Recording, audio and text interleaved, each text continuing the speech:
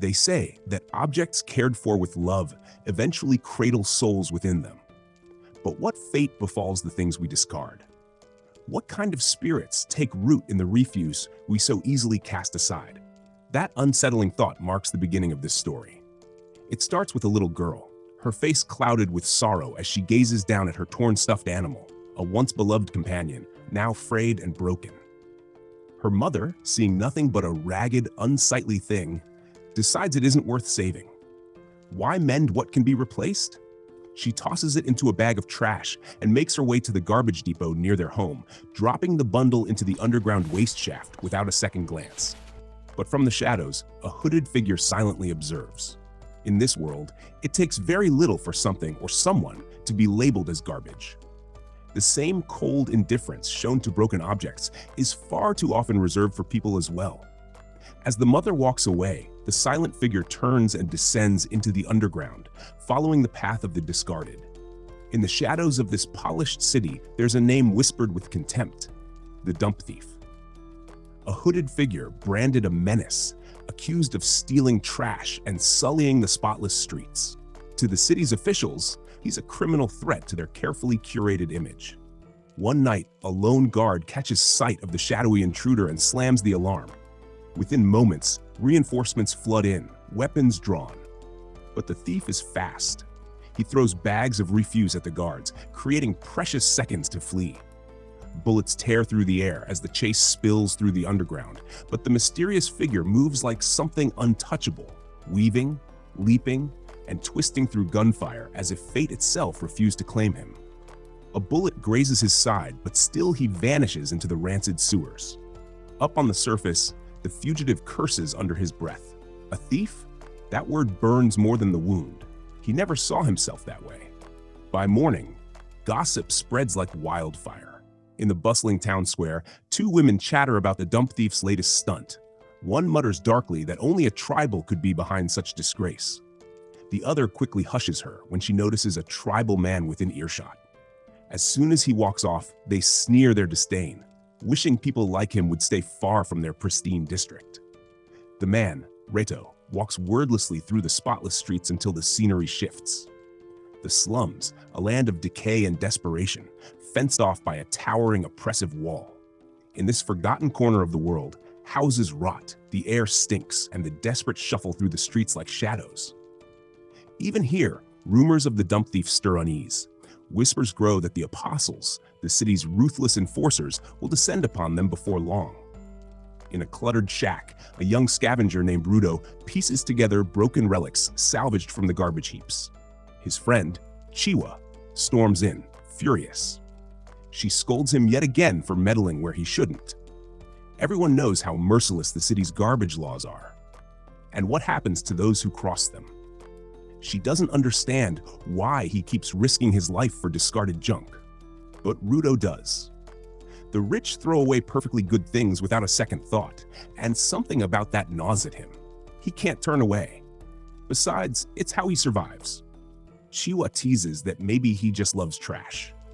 Before Rudo can argue, a gang of hostile kids appears, led by a sneering boy eager to mock him. They insult his smell, his ragged gloves, his filthy scavenger's lamp. One kicks over his work, while another warns Chiwa she'll stink just by standing near him. But the insults turn darker. They sneer about his bloodline, calling him the son of a murderer. They remind everyone how this slum fought to escape its shameful past, until Rudo's father slaughtered innocents and dragged them all back into disgrace. At that, Rudo's eyes burn with fury. His glare alone sends a chill through the ringleader, who stammers and labels him a criminal in the making. The bullies retreat, rattled but smug, warning that one day Rudo will be just like his old man. When they're gone, Chiwa comforts him. She swears she knows who he truly is, a good heart, not a killer. Her attention drifts to a stuffed animal Rudo salvaged from the dump. She lights up with delight. Rudo wants to give it to her, but his voice catches in his throat. Before he can summon the courage, Chiwa's mother calls her away, another warning to stay clear of him. Rudo hates himself for hesitating, for always being too late. Later, Rudo crosses paths with Reto, the tribal man humiliated earlier in the city square. Reito grins knowingly, teasing about Rudo's failed gift-giving attempt. Embarrassed and defensive, Rudo protests, until Reito's face turns serious. He demands to know what happened during last night's dangerous run. Reito warns him, one mistake and it's over. The city won't forgive. They don't care how young he is. Rudo insists he's careful, that he's never been caught.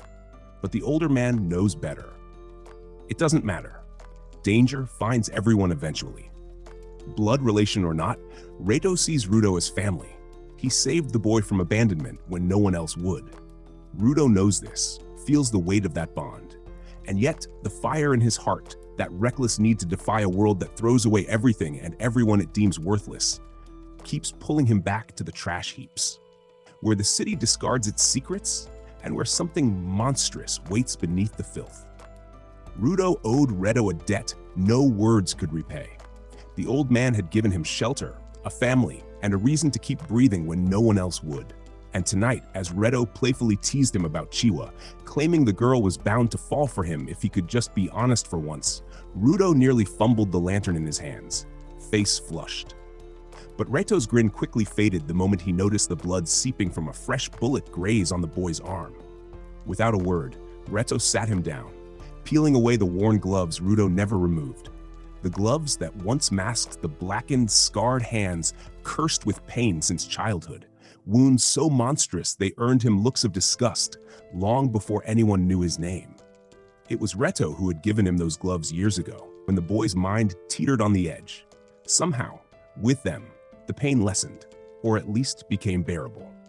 As Reito cleaned and bandaged the wound, he pleaded with Rudo one last time. Stop going to the dump. Stop risking everything for a world that doesn't care if you live or die. But Rudo, stubborn as ever, shrugged it off. Compared to the scars his father left on his hands and on his life, this was nothing. The conversation turned somber as Reito reminded him of the city's brutal justice. Commit a serious crime, and you're cast into the abyss. That's where Rudo's father had been thrown, and it was where anyone deemed filth was destined to rot. Reito's voice softened as he urged the boy not to meet the same fate. Trying to lift the mood, Reito teased him again.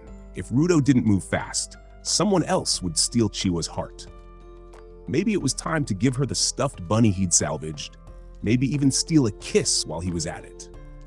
Rudo's angry protests echoed through the shack, though his face betrayed his flustered nerves. Neither of them noticed the shadow lingering just beyond their door. Reito tried one last trick. He told Rudo to fake a smile, to pretend, to act. If people wouldn't accept the boy he was, then let them believe in the person he pretended to be. But Rudo doubted anyone would see past his crimson eyes, eyes that stirred fear, not sympathy. As Rudo wandered the slums, the abyss itself loomed in his thoughts, a bottomless pit where both garbage and condemned souls were discarded. His path crossed a mob of jeering onlookers, gathered as another unfortunate soul was sentenced. Into the abyss with the filth, they chanted, the same words once spat at his father. Chiwa startled him from his thoughts. She reminded him that life in the ghetto came with this constant threat. Sooner or later, you'd see someone thrown away like trash. And she didn't want Rudo to be next. She told him that Reito cared about him, and so did she. That single two hung between them, and Rudo, flustered, dared to hope it meant more. The awkward tension broke when Chiwa spotted the stuffed bunny in his hands. Trapped, Rudo handed it to her, saying it would be happier with her than rotting in the dump. She lit up, clutching it close. Overwhelmed, Rudo bolted, eager to tell Reito what had just happened. When Rudo burst through the door, he expected a lecture, not blood, not the sight of Reito's body collapsing under a hooded killer's blade. Panicked, Rudo charged, but the stranger struck him down easily. As the boy lay battered, Reito, with his final breath, told his adopted son to run, to live, and change this rotten world. But there was no escape. A squad of apostles stormed the house, their weapons drawn. Rudo's protests fell on deaf ears. The blame was pinned on him. Murderer. Filth. Like father, like son. The crowd gathered outside, eyes gleaming with vindication as the apostles beat him down. His neighbors murmured, confirming what they'd long suspected. Even Chiwa, her gaze clouded with betrayal, Dragged to the city's edge, accused of murder, branded the infamous trash thief, Rudo stood before the abyss. The judge's voice rang out, robes gleaming in false sanctity, declaring the sentence, "All filth must be swallowed by the abyss." The crowd screamed. Rudo's heart cracked. He searched for a single kind face, but all he saw were eyes filled with hate. Even Chiwa averted her gaze, discarding the stuffed bunny he gave her like it was poison. In a final cruel blow, she muttered, "Like father, like son," and walked away. But then, in the crowd, Rudo saw him, the killer. Rage surged through him, but before he could act, strong hands shoved him into the abyss. As he fell, his mind splintered, hatred rising like a storm. He swore revenge on them all, this blind, heartless city, its soulless mob, and its false justice. He would drag every last one of them into the depths of hell. Darkness swallowed him, and when he finally opened his eyes, Rudo lay atop a mountain of rotting trash in a world made entirely of refuse, a vast, endless wasteland of decay. The stench choked him, and then something vast moved.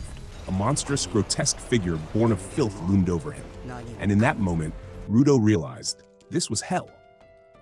Looking back on his world, Rudo always thought it was bizarre how everyone acted like clean freaks, obsessed with catching criminals, yet didn't give a damn about what happened to anything, or anyone, dumped into the abyss. Ironically, Rudo didn't have time to ponder those hypocrisies right now. At this very moment, he was sprinting for his life, trying to outpace a massive, grotesque creature made entirely of trash. And because life clearly hated him, it summoned a pack of equally hideous beasts to join the fun. Before he knew it, Rudo was boxed in. One lunged at him with its disgusting jaws, and he barely ducked out of the way in time.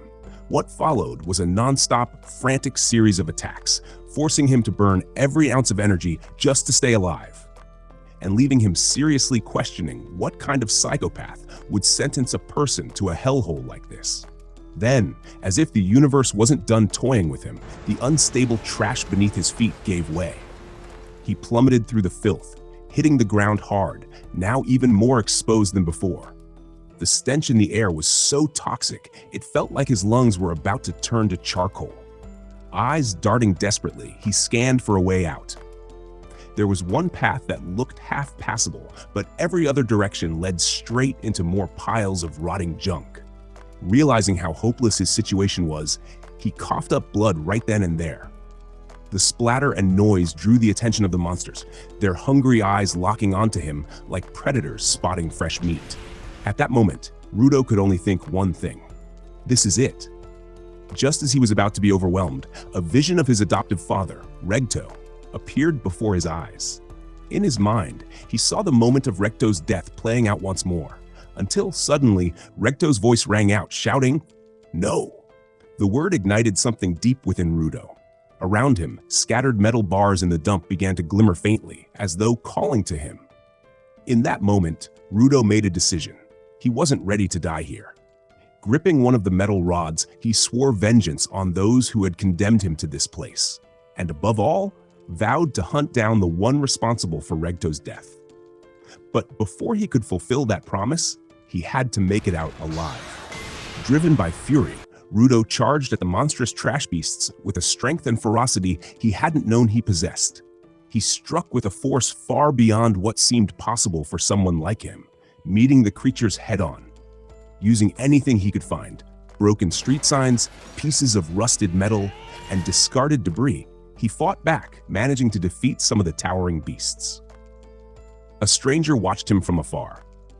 After this exhausting battle, Rudo collapsed to his knees, still clutching one of his makeshift weapons, struggling to breathe through the choking stench of the wasteland. Just when he thought he might have a chance to catch his breath, the largest creature appeared, closing in to strike. This time, Rudo didn't hesitate. He sprinted away, trying to put as much distance between it as possible. Yet the beast slammed its foot down, sending heaps of garbage into the air and separating Rudo from any possible escape, dragging him along with the debris. Weakened and nearly defeated, Rudo believed this would be the end. But then, unexpectedly, the stranger intervened. A man wearing a gas mask and carrying an umbrella appeared and, with surprising strength, hurled Rudo across the dump. Without saying a word, the man placed a gas mask over Rudo's face, an unexpected act that only deepened the mystery of his identity. Rudo, desperate for answers, bombarded the man with questions. Where was this place? Who was he? What were those monsters?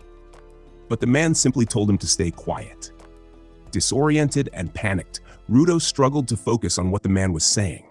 Between the suffocating mask and the chaotic surroundings, it was impossible to clearly hear his words. Frustrated, Rudo raised his voice, demanding answers, until the stranger finally lost his patience and shouted back.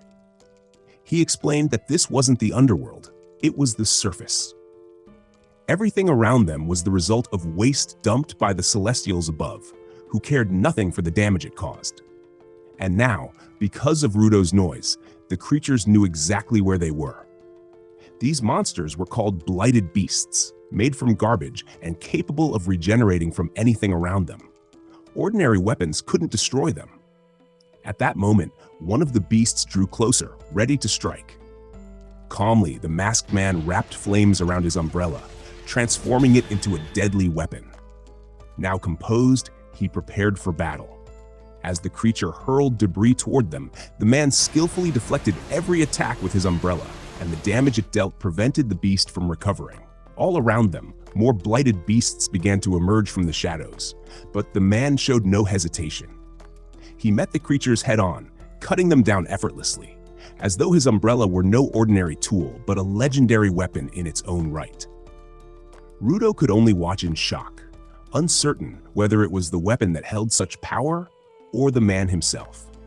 Either way, with strength like that, Rudo realized someone like him could finally get revenge on those responsible for throwing him into this forsaken place.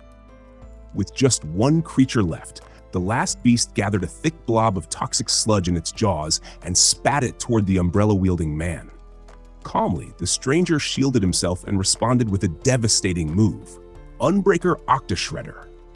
The strike was merciless, cleaving the monster's head from its shoulders and triggering a second, powerful explosion that completely wiped the creature out. The fight was finally over. When Rudo stirred and asked for his name, the stranger removed his helmet and mask, revealing his face. He introduced himself as Engine. But the moment his mask came off, the overwhelming stench of the dump hit him, and he cursed Rudo for putting him through something so reckless. Before Rudo could respond, exhaustion took over, and he passed out again. The scene shifted to a memory from Rudo's childhood. He returned home one day, dirty and bruised after being beaten by classmates for claiming that objects were alive. His guardian, Regto, asked if he had fought back, and when the boy admitted he hadn't, Regto smiled. It was the answer he had hoped for. Rudo then recalled something Regto once told him, that if you cared for an object long enough, it might eventually develop a soul.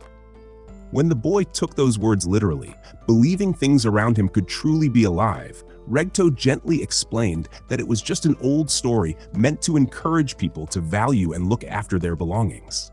Even so, Regto admitted, deep down, that he believed in it too. As he cleaned the dirt from the boy's face with a towel, he joked that maybe the towel worked so well because it had a soul of its own. Curious, young Rudo pointed to other objects in the room, asking if they also had souls. Laughing, Regto told him it was possible, and that if he treated them kindly, perhaps one day they would. Rudo woke from the memory, finding himself chained. Seeing the masked man nearby, he angrily called him a piece of garbage. Engine, unfazed, simply asked if that was how someone should talk to the person who had just saved their life. As Rudo was dragged along by his restraints, he demanded to know what Engine intended to do with him. Enraged, Rudo shouted that he needed to return to the surface, but Engine merely shrugged, telling him that wasn't going to happen. What Rudo called upstairs was no longer within reach. The people who lived down here referred to the surface as the sphere. Reaching it, however, wasn't simple. Not only was the path to it constantly changing, but there were other reasons as well. Reasons Engine wasn't ready to explain just yet. For now, he kept dragging Rudo along, telling him to take the opportunity to rest while he could. But Rudo's patience was wearing thin. He refused to back down, insisting that no matter what Engine said, he would find a way back. What unsettled him more was that Engin's choice of words, calling it impossible for now, hinted that he knew a way to reach the sphere, but was choosing to keep it to himself. Frustrated, Rudo demanded to be taught out everything about this strange world and about the strange power Engin had used earlier. He made it clear that his only goal was to use that strength to take revenge on the one responsible for his father's death. At those words, Engin finally removed his helmet and sighed in irritation.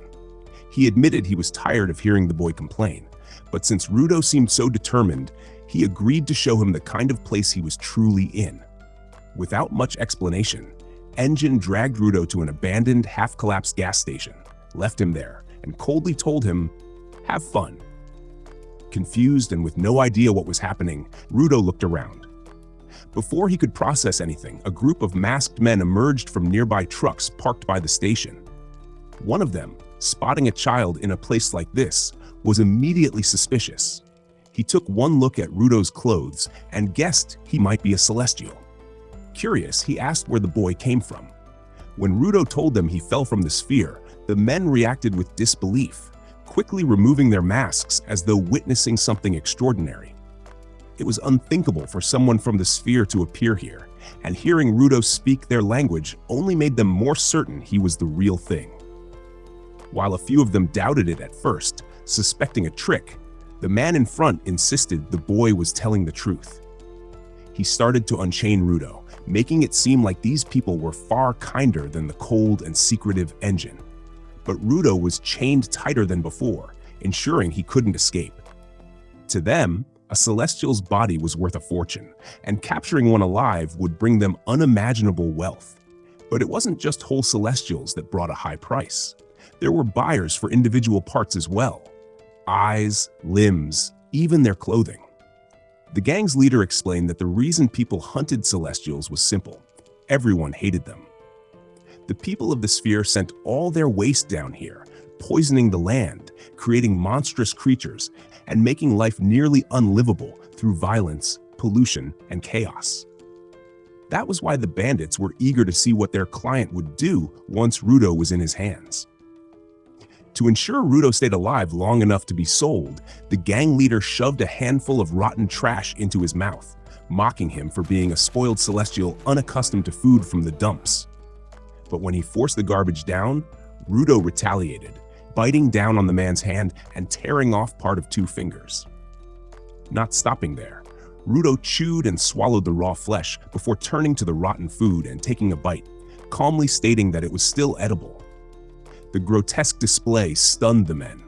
Rudo then declared that, in the end, all people were the same.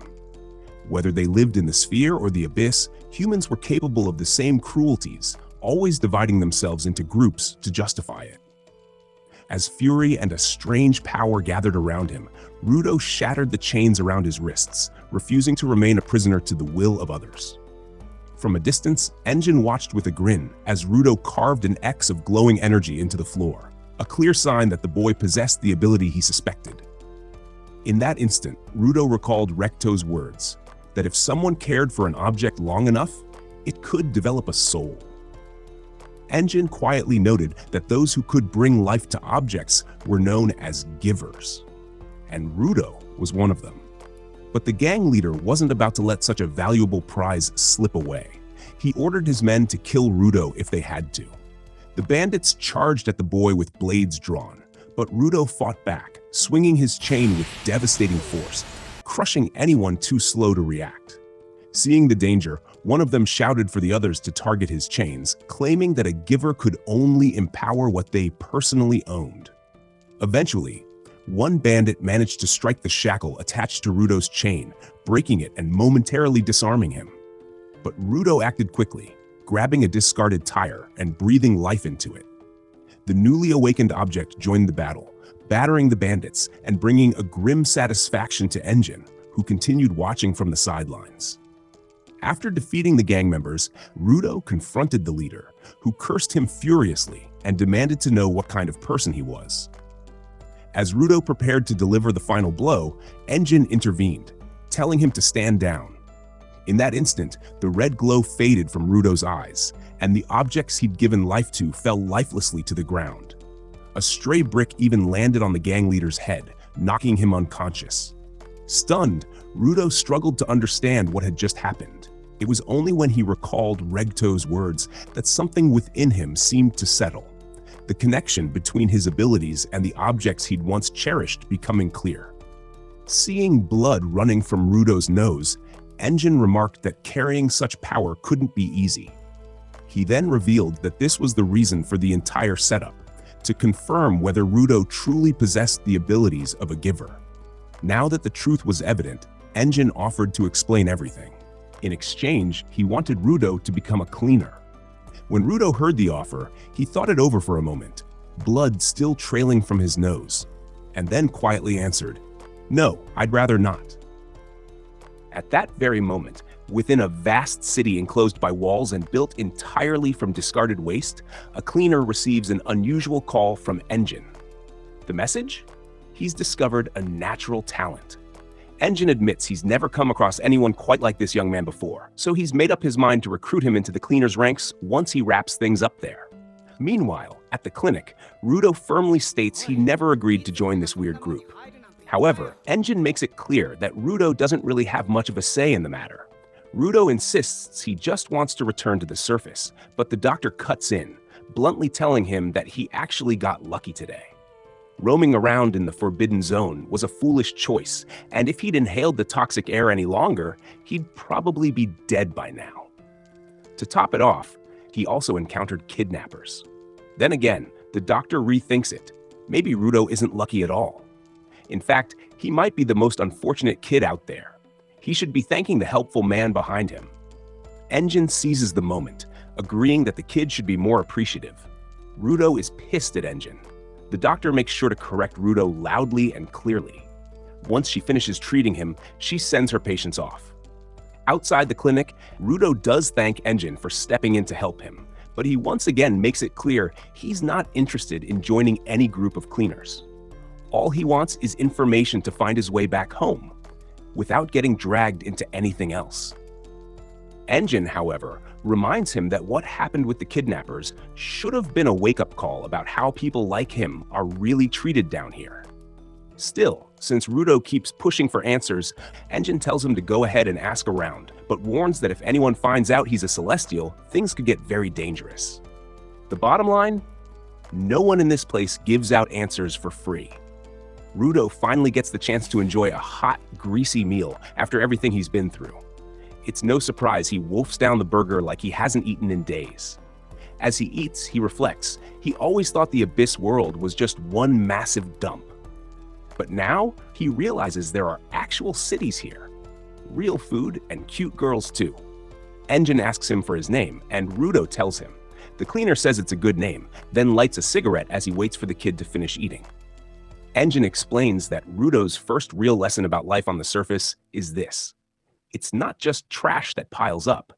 People's emotions and thoughts gather and solidify over time, creating a unique kind of energy called anima. That energy sometimes gives rise to dangerous entities, known as trash beasts. While these creatures typically avoid major cities, occasionally they stray into populated areas, causing chaos. The real problem? Regular weapons don't work on them, because their cores are formed from anima. However, Rudo's gloves can destroy them. Engine explains why. When someone uses an object with consistent care and emotional attachment, like a well-used kitchen knife or a writer's favorite pen, it can develop a soul of its own. These special items are called vital instruments. Since trash beasts are powered by anima energy, only artifacts infused with similar energy can truly harm them. But not just anyone can unlock the true strength of a vital instrument. Only a rare few can fully harness their power. These individuals are known as givers, and both Rudo and Engine are among them. As Rudo processes all of this, he reflects that maybe Regto had a point about some things. Engine wraps it up. The cleaners are a group tasked with eliminating trash beasts, and they're always looking for new givers to join their ranks. That's why he wants Rudo on board. Rudo asks if joining will help him find a way back to where he came from. Engine's honest response? He has no clue how to get Rudo back to the sphere. Naturally, Rudo feels like he's about to lose it, but Engine reassures him that their boss knows just about everything and might actually have the answers he needs.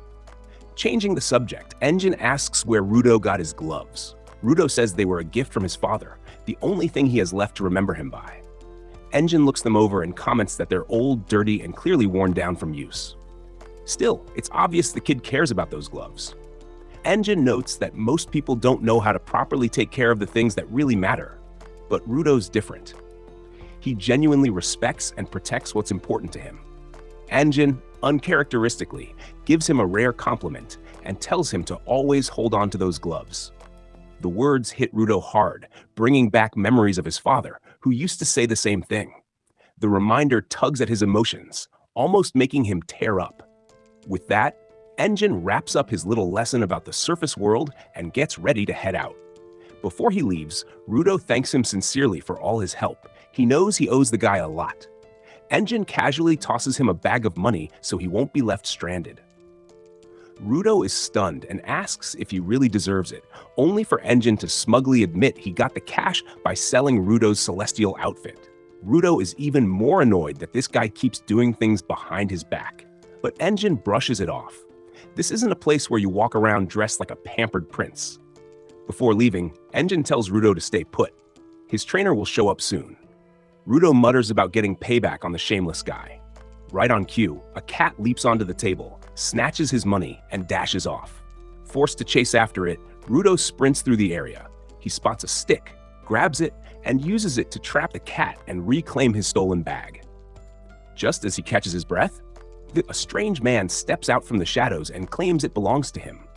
Rudo protests, saying he just earned it back, but the guy isn't after the cash. He wants the stick.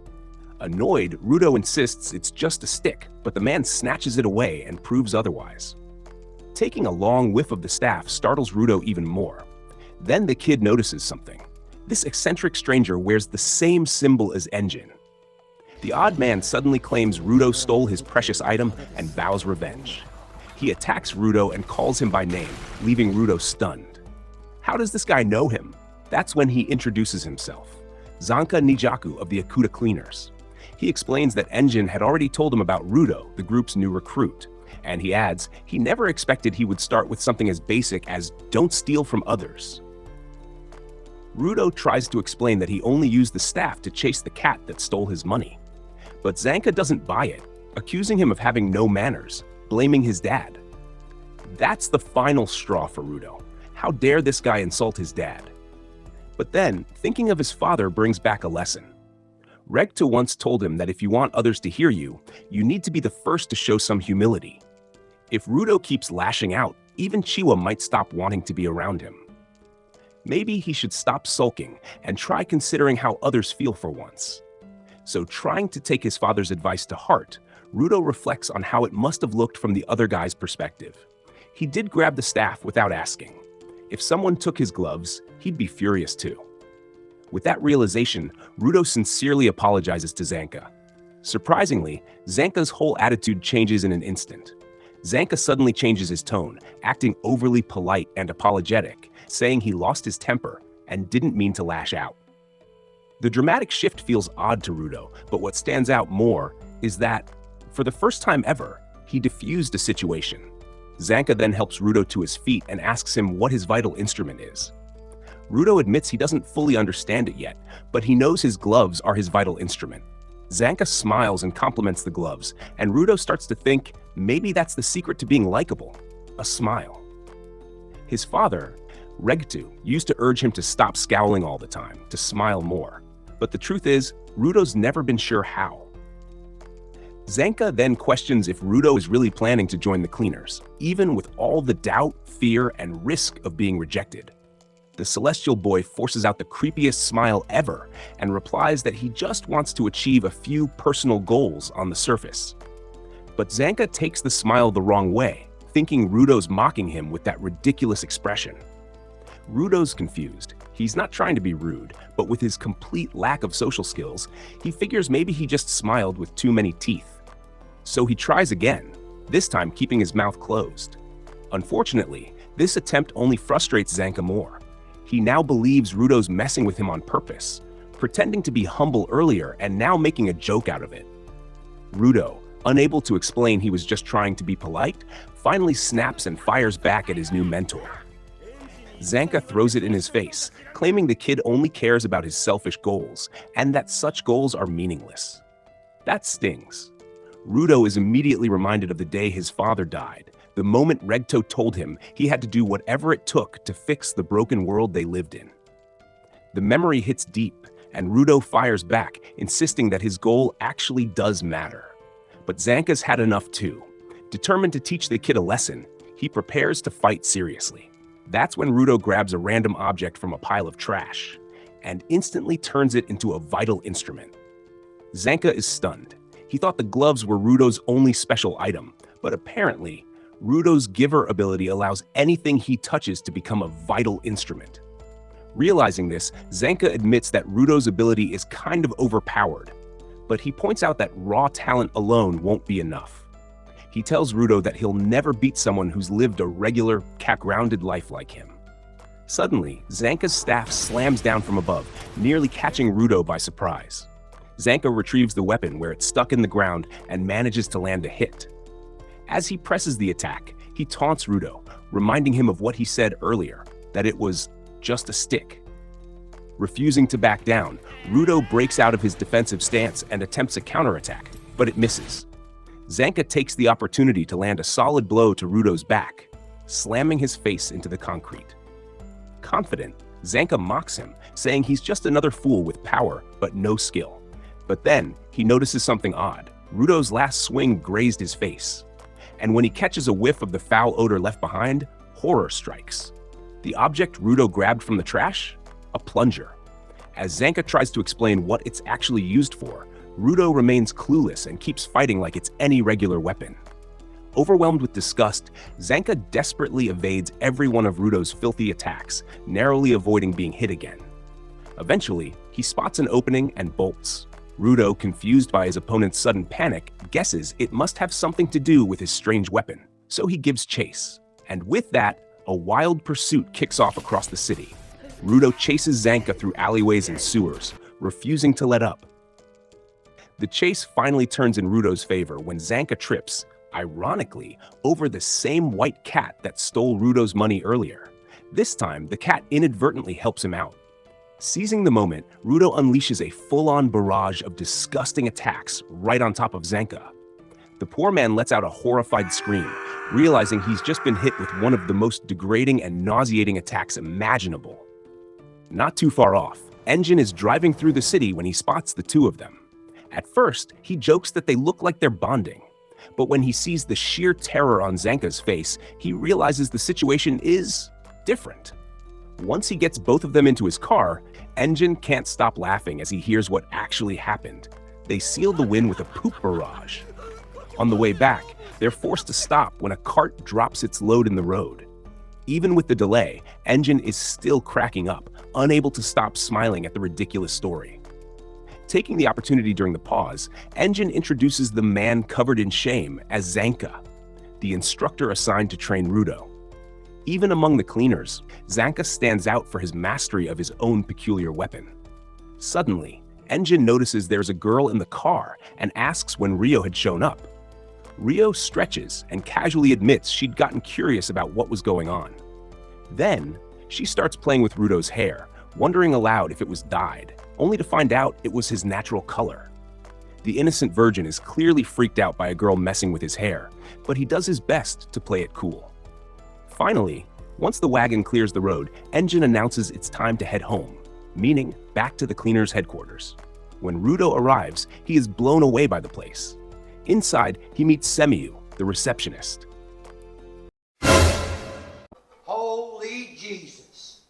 What is that? What the f*** is that? Every time someone enters, it's Semiu's job to check them out using her power. Right then and there, she casually swats a fly buzzing around Rudo with a fork. She mentions that Engine had talked a lot about him, where he's from and all that, but she wants to see his potential for herself. Engine explains that Semiu's vital instrument is her glasses.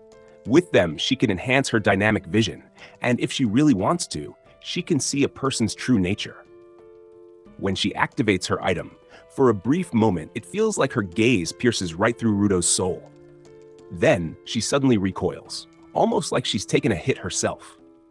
After a few seconds lost in thought, she says the boy is already in excellent physical shape.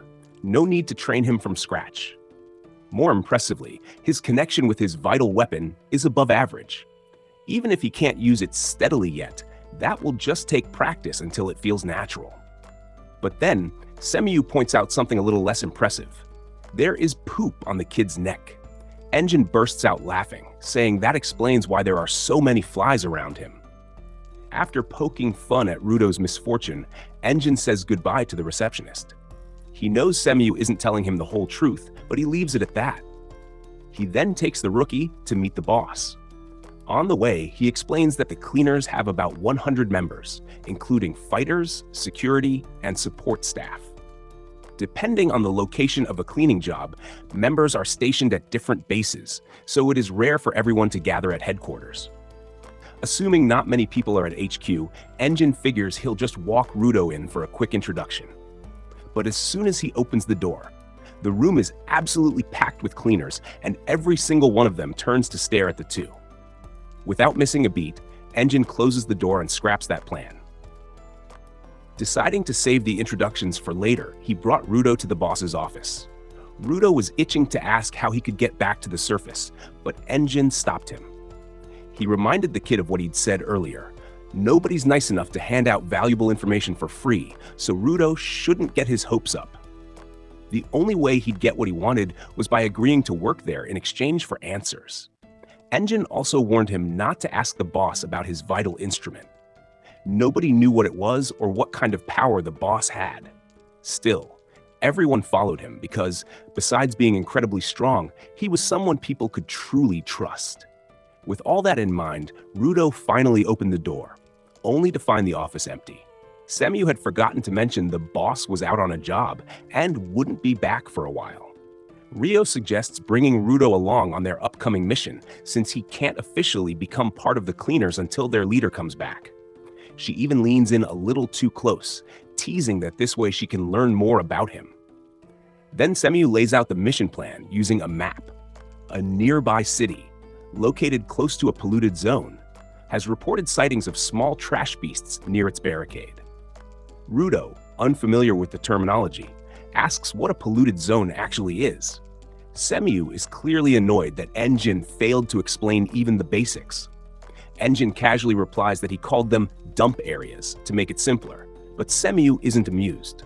She clarifies that the surface is divided into safe areas where people live and polluted areas which are filled with waste and inhabited by dangerous trash beasts.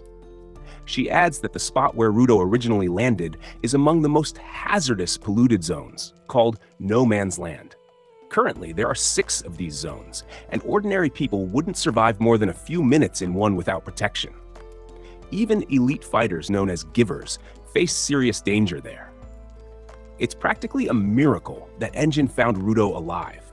Curious, Semiyu asks why Engine was even there in the first place, and he jokingly says he was out for fresh air. Semiyu isn't buying it and firmly reminds everyone that anyone entering those zones without a gas mask could be dead within 15 minutes from the toxic air. She then hands a mask to Rudo. At the site of the mission, Rio tells Rudo that today's task is fairly simple, but she wants him to observe how they handle things. As he starts to take in his surroundings, Rudo notices the area is stacked high with garbage. He wonders how long he had been breathing unfiltered air back in the forbidden zone. In paradise, he always pictured the surface to look exactly like this, but he never imagined people would actually live here.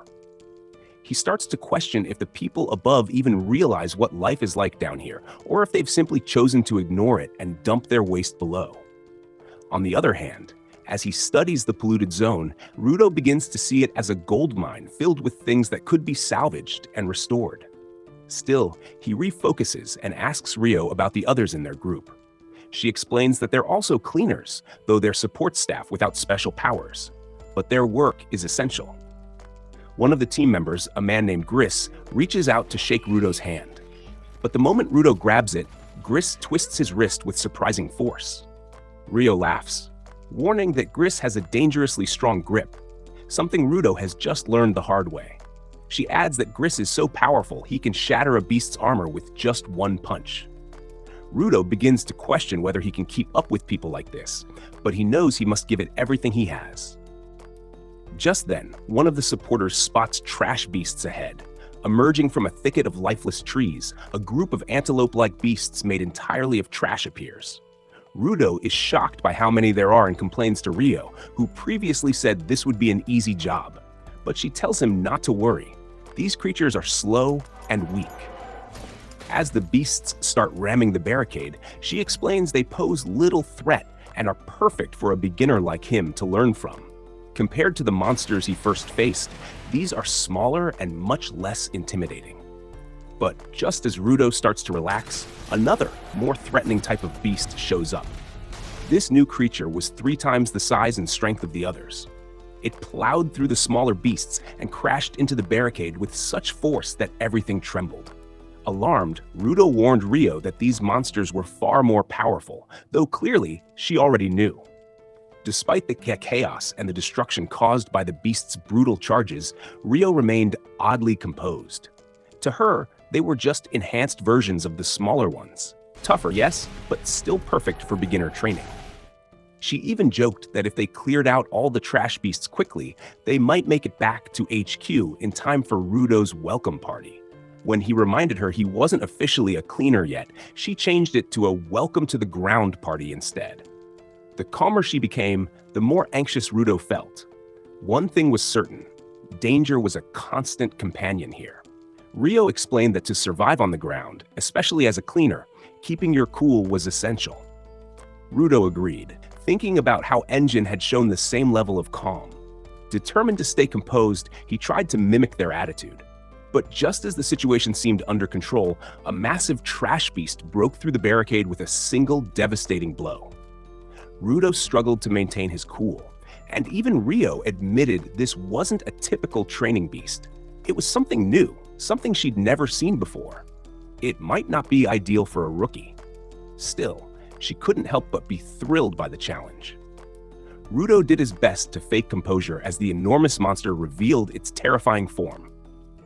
Then Rio drew her weapon, a pair of scissors that glowed with green energy. Her plan was simple: eliminate the smaller enemies before taking on the giant. Spinning the tool strapped to her leg, she transformed it into a deadly blade and effortlessly decapitated any creature that dared approach. Gris explained that Rio's unique weapon was called the Ripper. Most people wield scissors with their hands, but Rio preferred her feet, even if it came off as a bit unconventional. With the introductions over, the assistant cleaner reminded Rudo not to just stand around, even if he was only there to watch. Before he could even act, a trash beast ambushed him from behind. Gris reacted immediately, stopping the monster in its tracks and crushing its skull barehanded. Then, with incredible strength, he hurled the body at Rio, who split it clean in half with perfect timing. She casually declared they could keep sending more. She'd take care of them. The 2 supporters continued launching beasts her way, and Rio made quick work of them. Watching the teamwork, Rudo realized something. While these cleaners didn't have powers to fully destroy the creatures, they were skilled enough to disable them and let a giver land the final blow. That was the true nature of how custodians fought. Thinking back to when he told Zanka he was only helping out temporarily, Rudo now felt a twinge of guilt. Regardless, the smaller creatures were no longer a threat. Now, they were ready for the real challenge. While Rio squares off against the hulking trash beast, the assistant cleaners focus on clearing out the smaller creatures, keeping the battlefield manageable. But just as things begin to settle, one of the fallen beasts suddenly rears its head. With a jolt, it lifts its horn and trips one of the men before lunging in for the kill.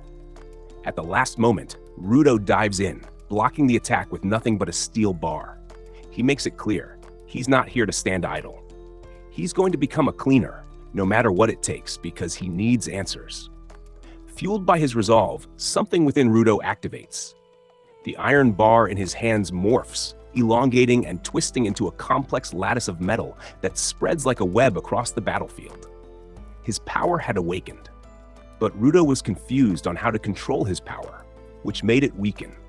The monstrous trash beast barrels forward, undeterred.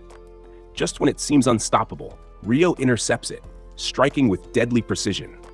She commends Rudo for his quick action to protect a teammate, then casually mentions that she had already sliced the massive beast in half earlier. But strangely, that didn't stop it. No matter how many times she carves into it with her tool, it just won't stay down.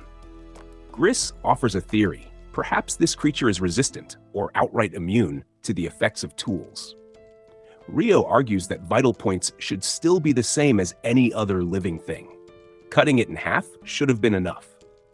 But maybe the only answer is to keep slashing until it finally stays dead. Deciding this monster is something entirely new, Gris and his partner head off to record the incident for official reports. They'll also alert nearby cities in case this kind of beast shows up again. With the supporters gone, Rio throws herself back into the fight, leaving Rudo behind, unsure of what move to make next. She launches onto the beast's head and tears through its armored plating with brutal efficiency. Then, aiming for its dreadlocks, she severs all the connective tissue there, causing serious damage. As she gives it a clean cut, she spots a glowing fracture, a weak spot. But before she can act, the monster thrashes violently, tossing her aside.